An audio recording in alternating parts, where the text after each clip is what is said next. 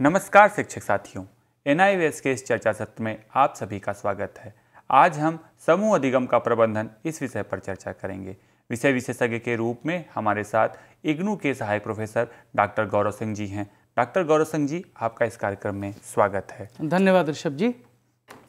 इस चर्चा को प्रारंभ करते हुए सर्वप्रथम हम आपसे जानना चाहेंगे, समूह अधिगम क्या होता है और इसकी आवश्यकता क्यों पड़ती है?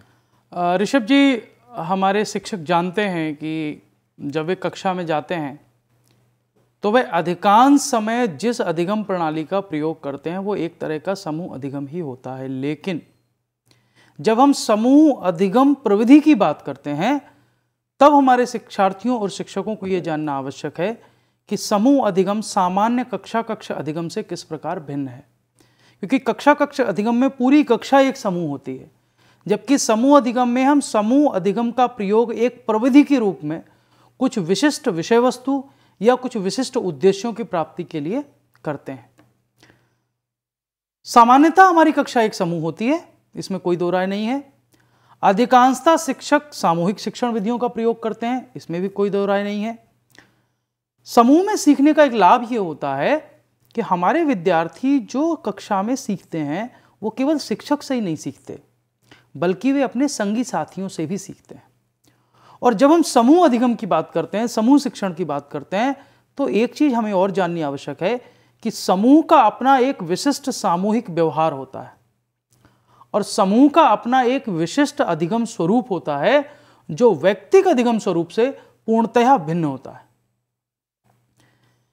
समूह अधिगम, आपने पूछा कि समूह अधिगम की आवश्यकता क्यों होती है। देखिए, मानव जो है वो स्वभाव से सामाजिक होता है। बहुत सारे समाजशास्त्रियों ने यह कहा भी है, human is a social animal, कि मनुष्य पशु तो है लेकिन वो सामाजिक पशु, अर्थात उसमें सामाजिकता का पुट होता है। ये सामाजिकता क्या होती है? समाज सामाजिक संबंधों का एक जाल है। तो सामाजिकता क्या है? सामाजिकता है एक दूसरे का सहयोग करते हुए, एक दूसरे से मदद लेते हुए, एक दूसरों की आवश्यकताओं की पूर्ति करते हुए, एक दूसरे से अपनी आवश्यकताओं के अनुरूप सहायता लेते हुए समाज में रहकर सबके साथ आगे बढ़ना, यही सामाजिकता है। तो मानव स्वभाव से सामाजिक होता है। और ज्ञान भी सामाजिक होता है, क्योंकि ज्ञान के बारे में कहा जाता है व्यये कृते वर्धते एव नित्यम। तो ज्ञान बांटने से बढ़ता है, तो ज्ञान भी बांटने और बढ़ाने का साधन है। ऐसे में समूह अधिगम क्यों सफल नहीं होगा? मनुष्य की प्रकृति सामाजिक है, जो सीखना है वह बांटने से बढ़ता है।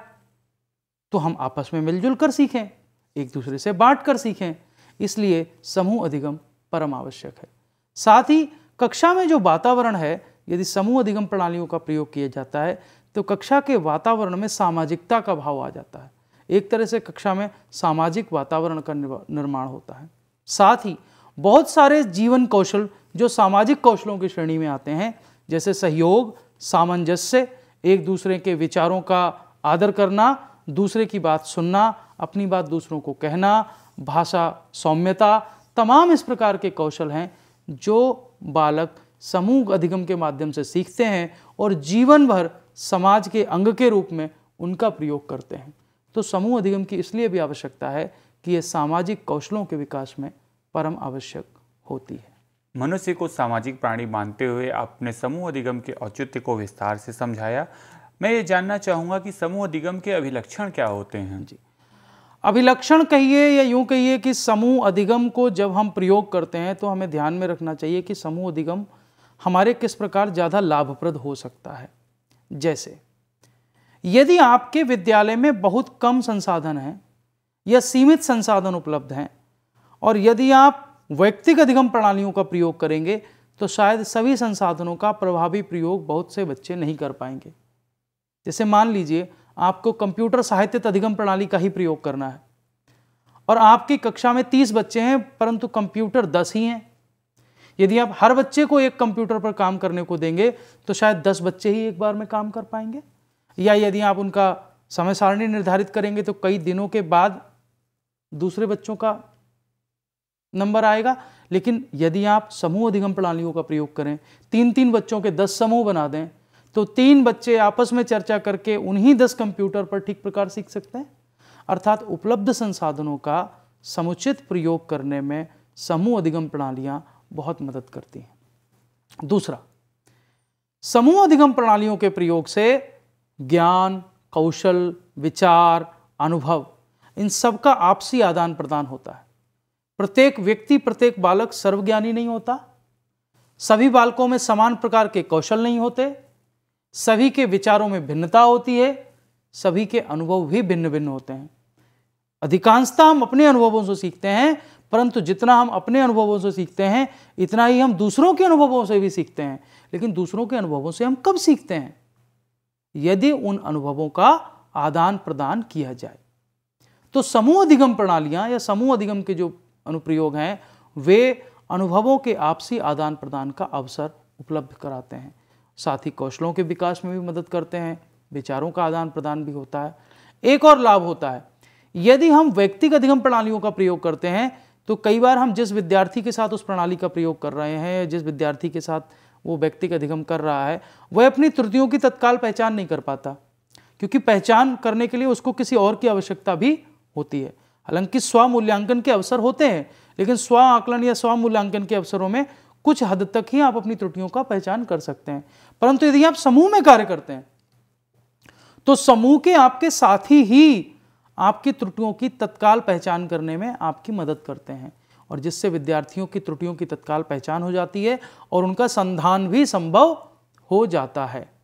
साथ ही जब सहभागी रूप से शिक्षण होता है, जब सामूहिक रूप से शिक्षण होता है, तो दोनों प्रकार के उत्तरदायित्व विकसित होते हैं। एक तो समूह के उत्तरदायित्व, और समूह की सफलता में व्यक्तिगत भागीदारी कितनी होगी, अर्थात व्यक्तिगत उत्तरदायित्व की भी अनुभूति समूह अधिगम में होती है। यह समूह अधिगम का एक महत्वपूर्ण अभिलक्षण है।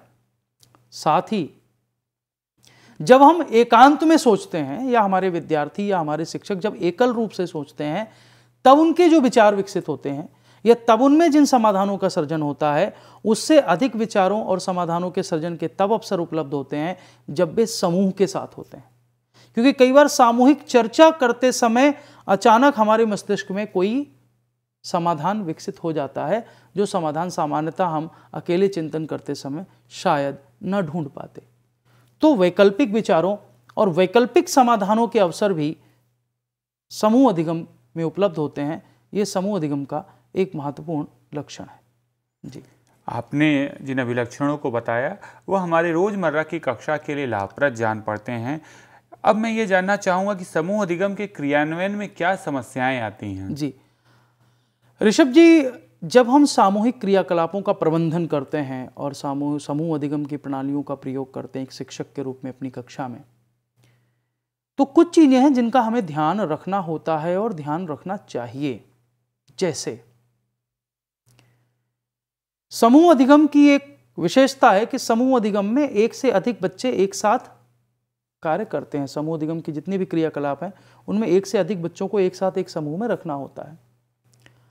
परंतु यदि कक्षा में बच्चों के बीच पर्याप्त तालमेल नहीं है, या हमने जिन बच्चों को एक समूह में रखा है उन बच्चों के बीच बहुत ज्यादा वैचारिक भिन्नता है, वो एक दूसरे को स्वीकार करने को तैयार नहीं है, एक दूसरे के विचारों का स्वागत करने को तैयार नहीं है, यदि वहां बच्चों के बीच तालमेल नहीं है तो फिर समूह क्रियाकलाप कई बार सफल अपने उद्देश्यों में नहीं हो पाते। तो शिक्षकों को यहाँ पहली समस्या है जिसका समाधान ढूंढना होता है, बच्चों में पर्याप्त तालमेल कैसे हो। दूसरी जो एक वास्तविक समस्या है वह है भागीदारी में बराबरी सुनिश्चित ना हो पाना। जब हम भागीदारी में बराबरी सुनिश्चित ना हो पाना ऐसी समस्याओं की बात करते हैं, तब हम इसमें बात करते हैं कि जब हम समूह बनाते हैं तो कई बार समूह बनाते समय समूह में कुछ ऐसे बच्चे होते हैं जो बहुत अधिक सक्रिय हो जाते हैं, और कुछ ऐसे बच्चे होते हैं जो उतनी तेजी से या उतना अधिक सक्रिय नहीं हो पाते। तो कई बार कुछ बच्चे पूरे समूह में जो कार्य सौंपे गए हैं उसमें ज़्यादा हिस्सा अपने आप कर लेते हैं, और कुछ बच्चों को उतनी भागीदारी के अवसर नहीं मिल पाते। अब ये अध्यापक पर है, ये शिक्षक पर है कि वो किस प्रकार के कार्यक्रम निश्चित करें और कैसे बच्चों की भागीदारी में बराबरी सुनिश्चित करें। ये बहुत महत्वपूर्ण है। तो बच्चों की बराबरी की भागीदारी सुनिश्चित करना ये एक बड़ी समस्या है एक अध्यापक के सामने। उसका समाधान अध्यापक को ढूंढना होता है। साथ ही कई बार क्या होता है कि यदि हम किसी ऐसे विषय पर समूह चर्चा कर रहे हैं, सामूहिक क्रियाकलाप कर रहे हैं, जिस चर्चा में व्यक्तिगत विचार अपनी परंपराओं के कारण, अपनी मान्यताओं के कारण या अपने अनुभवों के कारण या उस परिवेश के कारण, जिस परिवेश से बच्चे आ रहे हैं उनके प्रभाव के कारण यदि व्यक्तिगत विचारों में सर्वथा भिन्नता है, बिल्कुल एक दूसरे से अलग विचार है, तो फिर सामूहिक विचार विमर्श में कई बार समस्या आ जाती है। तो ये भी ध्यान रखना होता है। कार्य में व्यवस्थित उपागम ना होना, कार्य कैसे किया जाना है, कार्य को किसको कितना करना है, किसकी क्या जिम्मेदारी है, यदि इसका स्पष्ट निर्धारण न किया जाए, यदि इसकी सही अप्रोच ना अपनाई जाए, तो भी सामूहिक क्रियाकलापों के प्रबंधन में अध्यापकों के समक्ष समस्या आ जाती है। कई बार जब कोई क्रियाकलाप समूह को दिया जाता है तो समय के साथ उसमें निरंतर परिवर्तन आते चले जाते हैं, या क्रियाकलाप समूह में विद्यार्थियों को ठीक से समझ में नहीं आता, अस्पष्ट रूप से उनको समझ में आता है, या क्रियाकलाप करते करते कभी कभी अध्यापक और कभी कभी शिक्षार्थी विद्यार्थी अपना जो निर्णय की विधि है उसमें बदलाव कर लेते हैं। तो यदि ये निरंतर परिवर्तन होते रहें तो फिर क्रियाकलापों के प्रबंधन में एक वास्तविक समस्या खड़ी हो जाती है। एक और बड़ी समस्या जो सामूहिक क्रियाकलापों के प्रबंधन में हमारे शिक्षकों के समक्ष आती है, चूंकि सामूहिक क्रियाकलापों के जब हम अभिलक्षणों की बात कर रहे थे तो हम कह रहे थे कि सामूहिक क्रियाकलाप अध्यापकों को तात्कालिक मूल्यांकन के अवसर उपलब्ध कराते हैं। इसमें मूल्यांकन वहीं हो जाता है, साथी मूल्यांकन कर लेते हैं, अध्यापक मूल्यांकन कर लेते हैं, स्वमूल्यांकन भी हो जाता है। लेकिन कई बार देखा गया है कि ये जो तात्कालिक मूल्यांकन होता है वो थोड़ा अपरिपक्व होता है, उस मूल्यांकन में परिपक्वता का अभाव होता है। तो ऐसे में अब शिक्षकों पर है कि वो कैसे बच्चों में पर्याप्त तालमेल सुनिश्चित करें, कैसे ये सुनिश्चित करें कि जो भी कार्य समूह में दिया गया है, जो सामूहिक क्रियाकलाप निर्धारित किया गया है, उसमें सभी बच्चों की भागीदारी बराबरी की हो। व्यक्तिगत विचारों के भिन्न होने पर ऐसी परिस्थितियों को कैसे व्यवस्थित करें, कार्य का उपागम कैसे व्यवस्थित करें, स्पष्टता कैसे लाएं, निर्देशों में स्पष्टता लाएं, परिवर्तनशीलता को कम करें और मूल्यांकन के विभिन्न प्रणालियों का प्रयोग करें, जिससे कि तात्कालिक मूल्यांकन के अपरिपक्व होने पर उसके दुष्परिणाम या उसके दुष्प्रभाव पूरे समूह के क्रियाकलाप के पूर्ण होने पर ना पड़े। आपने विस्तार से बताया कि इसके क्रियान्वयन में क्या समस्याएं आती हैं और लगातार आप इस बात पर बल दे रहे थे कि इन समस्याओं का सामना शिक्षकों को करना पड़ता है जी। इसी क्रम में मैं जानना चाहूँगा कि समूह अधिगम में शिक्षक की क्या भूमिका होती है। जी, जब हम समस्याओं की बात कर रहे थे तो शायद शिक्षकों की भूमिका का हमने एक तरह से रेखांकन वहाँ कर लिया। हमने ये तय कर लिया कि हमारा शिक्षक कैसे काम करेगा, उसको कौन कौन सी चुनौतियों का सामना करना है। फिर भी जब समूह अधिगम के प्रबंधन की हम बात करते हैं तो शिक्षकों को समूह अधिगम प्रणालियों का उपयोग करने के लिए या समूह अधिगम के क्रियाकलापों का प्रयोग करने के लिए बहुत सारे काम करने पड़ते हैं। पहला काम करना पड़ता है उसको समूहों का निर्माण करना पड़ता है, ग्रुप फॉर्मेशन। फिर समूहों में पर्याप्त कार्य विभाजन हो। साथ ही यदि आप समूहों में कार्य करा रहे हैं या सामूहिक क्रियाकलापों का आयोजन कर रहे हैं तो उस सामूहिक क्रियाकलाप के लिए कौन से साधन आवश्यक हैं, उन आवश्यक संसाधनों की उपलब्धता सुनिश्चित कराना, ये भी शिक्षक की भूमिका है, शिक्षक का कार्य है। साथ ही समूह में आपस में संप्रेषण कैसे होगा, समूह जो निर्धारित करेगा उनका संप्रेषण अन्य समूहों में और शिक्षक के साथ कैसे होगा, तो संप्रेषण की प्रणाली सुनिश्चित करना ये भी समूह अधिगम में शिक्षक की भूमिका है। और अधिगम परिणामों का समेकन और संचयन कैसे होगा, जो बच्चे सीख रहे हैं उसके जो परिणाम आ रहे हैं सीखने के, वो परिणाम कैसे इकट्ठे किए जाएं, कैसे उनका मूल्यांकन आकलन किया जाए, ये सारे काम हैं जो शिक्षक को करने पड़ते हैं। और मुझे लगता है कि एक शिक्षक होने के नाते यदि एक शिक्षक सामूहिक अधिगम की बात कर रहा है तो उसको ये सब चीज़ें सीखनी बहुत आवश्यक हो जाती हैं। शिक्षक की इस भूमिका के साथ साथ आपने समूह निर्माण की प्रक्रिया पर बल दिया जी। यह उचित जान पड़ता है कि आप इस विषय पर प्रकाश डालें कि समूह अधिगम में समूह निर्माण के क्या आधार होते हैं।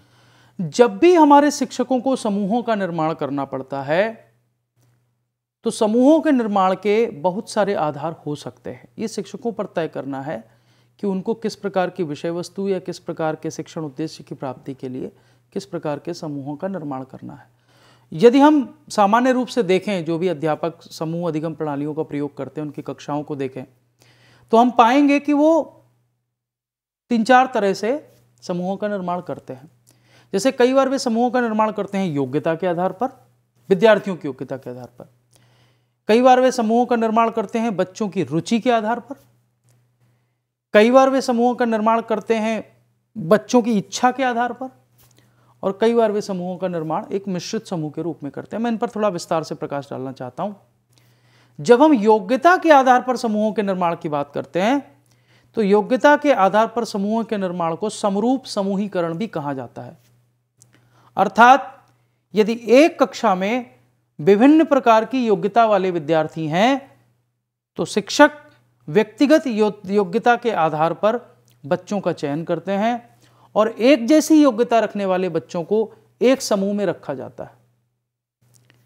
ऐसे में होता क्या है कि उनको जो कार्य दिए जाने हैं, जो क्रियाकलाप दिए जाने हैं, उनका निर्धारण करते समय भी शिक्षक को यह ध्यान रखना होता है कि उस समूह को उसी प्रकार का कार्य दिया जाए जिस प्रकार का कार्य करने की योग्यता किसी समूह में है। अर्थात उनके न केवल समूह योग्यता के आधार पर बनाए जाते हैं। जैसे मान लीजिए गणित में आप उपचारात्मक शिक्षण की युक्ति के लिए समूह अधिगम का प्रयोग करना चाहते हैं, तो आपने जब निदानात्मक परीक्षण करके ये जांच लिया कि किस किस प्रकार के क्षेत्र हैं या किन बिंदुओं पर विद्यार्थियों को उपचारात्मक शिक्षण की आवश्यकता है, तो जिन विद्यार्थियों को एक प्रकार के उपचारात्मक शिक्षण की आवश्यकता है उनको हम एक समूह में रख देते हैं। जिनको थोड़ा कठिनता स्तर ज़्यादा रखना है, अलग प्रकार के उपचारात्मक शिक्षण की आवश्यकता है, उनको हम दूसरे समूह में रख देते हैं। तो उनको फिर क्रियाकलाप भी वैसे दिए जाते हैं। अर्थात आवश्यकताओं के अनुसार और योग्यता के अनुरूप फिर हम क्रियाकलापों का निर्धारण करते हैं। इसलिए खासतौर पर जो संवर्धन और उपचारात्मक शिक्षण होते हैं और संवर्धन उद्देश्यों की प्राप्ति के लिए शिक्षण किया जाता है, उसमें योग्यता के आधार पर समूहों का निर्माण किया जाता है। दूसरा है रुचि के आधार पर समूहों का निर्माण। कई बार शिक्षक को यह ध्यान रखना होता है कि मेरी कक्षा में विद्यार्थियों की रुचि कैसी है। वह रुचि किसी भी क्षेत्र में हो सकती है। वह रुचि अध्ययन क्षेत्र में भी हो सकती है। जैसे कुछ बच्चे लिखकर अच्छा सीखते हैं, कुछ बच्चे क्रियाकलाप करके अच्छा सीखते हैं, कुछ बच्चे पढ़कर अच्छा सीखते हैं, कुछ बच्चे पाठ्य पुस्तक के अलावा अन्य पुस्तकें पढ़ने में ज़्यादा रुचि लेते हैं, जैसे कार्टून वाली पुस्तकें पढ़ने में रुचि लेते हैं या चित्रकथाएं पढ़ने में रुचि लेते हैं। तो बच्चों की अधिगम रुचियां भी भिन्न होती हैं। न केवल अधिगम रुचियां बल्कि अन्य क्रियाकलापों करने की रुचियां भी भिन्न होती हैं। तो ऐसे में शिक्षक क्या करते हैं कि वो विभिन्न रुचियों वाले बच्चों की पहचान करते हैं और एक जैसी रुचि रखने वाले बच्चों को एक समूह में रख देते हैं। जिनकी एक जैसी रुचि है उनका एक समूह बना दिया, जिनकी भिन्न प्रकार की रुचि है उनको एक समूह में बना दिया, जिनकी किसी और प्रकार की रुचि है उनका एक और समूह बना दिया। तो ऐसे में एक जैसी रुचि वाले बच्चे एक समूह में आ जाते हैं और फिर क्रियाकलापों का निर्धारण और वितरण भी उसी प्रकार होता है कि जिस प्रकार की रुचि वाले बच्चों का समूह बनाया गया है उसी प्रकार के क्रियाकलाप उस समूह को दिए जाएं। तो ऐसे में क्या होता है, ऐसे में बच्चों की जो व्यक्तिगत रुचियां हैं या जो उनके कौशल हैं उनको विकसित करने में रुचि के आधार पर समूहों का निर्माण बहुत मदद करता है। जैसे मान लीजिए कुछ बच्चों की रुचि पेंटिंग में है, कुछ बच्चों की रुचि लेखन में है, कुछ बच्चों की रुचि कविता पाठ में है। तो आप तीनों समूहों के लिए अलग अलग प्रकार के क्रियाकलापों का निर्धारण करेंगे। तो उससे क्या होगा, एक तो आपके अधिगम उद्देश्यों की प्राप्ति होगी जो आपका मुख्य उद्देश्य है, साथ ही आपका यह भी उद्देश्य है कि बच्चों के रुचि क्षेत्रों को विकसित किया जाए। तो बच्चों को अपने विषय क्षेत्रों में अपनी रुचि क्षेत्रों के अनुप्रयोग करने का अवसर मिलेगा। तो उससे उनकी व्यक्तिगत रुचियां भी विकसित होंगी और उनके रुचि क्षेत्रों में उनके कौशल भी अधिक विकसित होंगे। तीसरा होता है इच्छा के आधार पर समूहों का निर्माण। जब हम इच्छा के आधार पर समूहों के निर्माण की बात करते हैं ऋषभ जी, तब बच्चों को यह छूट दी जाती है कि वो कैसा समूह बनाना चाहते हैं और अपने किस साथी को अपने समूह में रखना चाहते हैं। बाकी दोनों एक तरह से अध्यापक केंद्रित व्यवस्था थी कि रुचियों की पहचान भी अध्यापकों को करनी थी, योग्यताओं की पहचान भी अध्यापकों को करनी थी और समूहों का निर्माण भी अध्यापकों को करना था।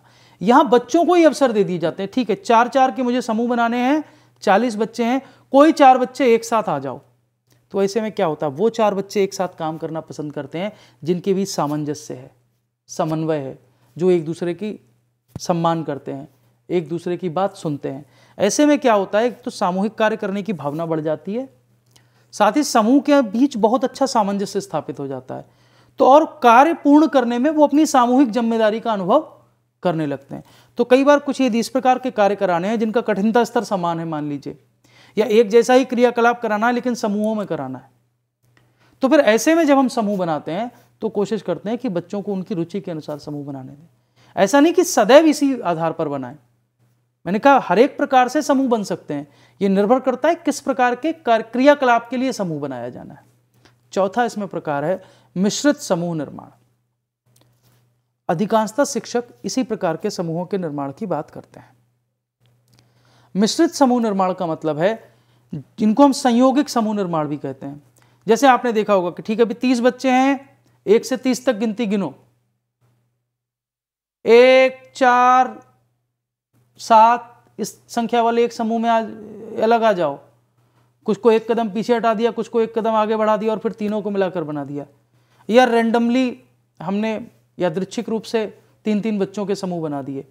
या जानबूझकर हमने देखा कि 3-4 प्रकार की योग्यताएं हैं, किसी की लेखन में अच्छी योग्यता है, किसी की पठन में अच्छी योग्यता है, किसी की भाषण में अच्छी योग्यता है, किसी की चीज़ों का रिकॉर्ड बनाने में अच्छी योग्यता है, रिकॉर्ड लिखने में बड़ी। तो हम हर एक समूह से एक बच्चा ले लेंगे ताकि हर समूह में एक अच्छा वक्ता रहे, एक अच्छा रिकॉर्ड लिखने वाला रहे, एक अच्छा अन्वेषक रहे। ठीक, तो भिन्न योग्यता वाले बच्चों का भी हम समूह निर्माण कर सकते हैं।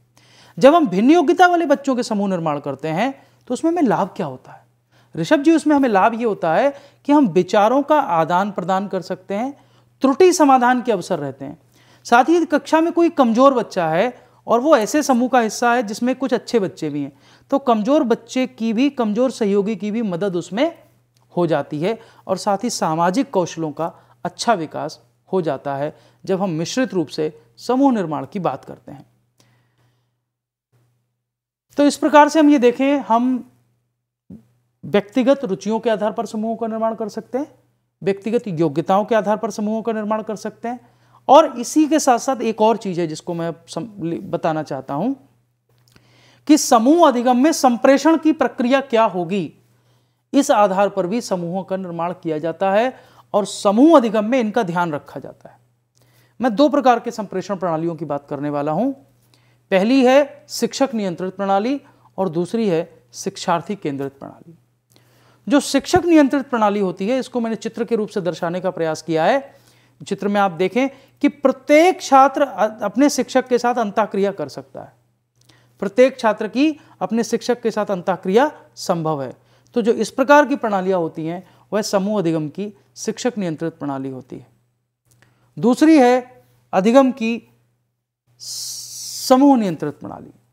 समूह नियंत्रित प्रणाली में आप देखें प्रत्येक छात्र साथी छात्र से और प्रत्येक छात्र अपने साथी शिक्षक से अपनी बातचीत कर सकता है। तो ये 2 प्रणालियां जो हैं ये बहुत अधिक प्रचलित प्रणालियां हैं जिनका प्रयोग कक्षा में समूह अधिगम के प्रबंधन में किया जाता है। आपने विस्तार से संप्रेषण के तरीके, समूह निर्माण के आधार पर प्रकाश डाला। इसी क्रम में मैं जानना चाहूँगा समूह अधिगम के प्रबंधन के सिद्धांत क्या हैं? अंत में शिक्षकों को यह जानना आवश्यक है कि वो समूह अधिगम कैसे करें और समूह अधिगम को सफलतापूर्वक प्रबंधित कैसे करें। ये सिद्धांत तो नहीं, आप इनको एक तरह से दिशा निर्देशक तत्व कह सकते हैं, बट कई जगह इनको सिद्धांत के रूप में प्रस्तुत किया जाता है। एक तो बहुत बड़े समूह नहीं बनाएं, समूह हमेशा आप छोटे बनाइए, 4 बच्चे, 3 बच्चे, 5 बच्चे, 6 बच्चे तक, 6 छात्रों तक समूह रखिए। इससे बड़े, क्योंकि ज़्यादा बड़ा आप समूह बनाएंगे तो उसमें आपस में बातचीत ज़्यादा होगी, वो अपने कार्य से भटक जाएंगे। कोशिश करें विषम योग्यता वाले समूह बनाएं, अर्थात ऐसे समूह बनाएं जिसमें हर प्रकार की योग्यता वाले बच्चे रहें, कुछ कमजोर बच्चे भी रहें, कुछ सामान्य बच्चे भी रहें, कुछ तेज बच्चे भी रहें। समूह में रुचियों के आधार पर भी विविधता रखें। एक काम और आप कर सकते हैं, जब आप समूह बनाते हैं तो हर एक समूह का एक नेता होता है, एक लीडर होता है जो समूह के जो कार्य हैं उनका प्रस्तुतिकरण करता है, उसमें सबके कार्यों पर नजर रखता है, अपना काम भी करता है और सबकी मदद भी करता है। तो कोशिश करें कि प्रत्येक बच्चे को समूह का नेता बनने का अवसर मिले, इसलिए अलग अलग समय पर समूह के नेता का चयन और उसमें निरंतर परिवर्तन होता रहे। समूह अधिगम का सबसे महत्वपूर्ण सिद्धांत है कि यदि आप समूह अधिगम के आधार पर क्रियाकलाप कराना चाहते हैं कक्षा में शिक्षण के लिए, तो आपको शिक्षक की मानसिक योग्यता के अनुरूप कार्य का निर्धारण करना होगा। शिक्षक की नहीं, छात्रों की मानसिक योग्यता के अनुरूप कार्य का निर्धारण करना होगा। क्योंकि यदि आपने जो कार्य निर्धारित किया है वह छात्रों की मानसिक योग्यता के अनुरूप नहीं है, तो फिर समूह अधिगम से भी वह कार्य पूर्ण नहीं हो सकता। एक और बिंदु है जिसका शिक्षकों को ध्यान में रखने की आवश्यकता है, वह है निर्देशों में स्पष्टता और समय सीमा में लचीलापन। शिक्षक को अपने निर्देशों में सुस्पष्टता रखनी चाहिए और समय सीमा को लचीला बनाना चाहिए। साथ ही समूह में आपने जितने भी विद्यार्थियों को सदस्य बनाया है उनके विशिष्ट उत्तरदायित्व भी उनको बताए जाएं। एक तो सामूहिक उत्तरदायित्व हैं कि समूह को कुछ विशिष्ट शिक्षण उद्देश्यों को प्राप्त करना है, किसी क्रियाकलाप को पूर्ण करना है, लेकिन उसके साथ साथ उसके जो सदस्य हैं उनके कुछ विशिष्ट उत्तरदायित्व होते हैं, उन उत्तरदायित्वों को भी उनको बताना चाहिए। साथ ही सामूहिक कार्य करते समय उनको थोड़ी स्वतंत्रता प्रदान करनी चाहिए, उनको ऐसा वातावरण प्रदान करना चाहिए जहाँ वो थोड़ा आरामदायक अनुभव कर सकें। आरामदायक से मेरा तात्पर्य है कि वे एक दूसरे के विचारों को सुनने में, एक दूसरे के साथ बातचीत करने में, कुछ क्रियाकलाप करने में, हर समय यदि उनको बीच बीच में टोका टाकी की जाएगी तो शायद फिर वो समूह अधिगम उतना प्रभावी नहीं हो पाता है। यदि कोई समस्या भी आए तो छात्रों को समस्या समाधान के अवसर दें। सबसे पहले छात्रों को समस्या समाधान के स्वयं प्रयास करने दें, उनके सुझाव सुने और फिर उन पर प्रतिक्रिया दें। तो यदि इन सिद्धांतों का हम पालन करते हैं, इन बिंदुओं का हम पालन करते हैं, तो हम निश्चित ही समूह अधिगम को अच्छे ढंग से अपनी कक्षा में प्रबंधित कर सकते हैं, ऐसा मेरा मानना है। धन्यवाद डॉक्टर गौरव। आपने विस्तार पूर्वक समूह अधिगम की अवधारणा, प्रबंधन के तरीके, किस प्रकार से रोजमर्रा की कक्षा में समूह अधिगम को अपनाया जाए, इन विषयों पर प्रकाश डाला। हम सभी शिक्षक साथी इस चर्चा से लाभान्वित होंगे और अपनी कक्षा में समूह अधिगम को एक विद्यार्थी केंद्रित विधि के रूप में अपनाएंगे, सीखने के अनुभवों को इसके आधार पर संवर्धित करेंगे। आपका धन्यवाद। बहुत बहुत धन्यवाद ऋषभ जी।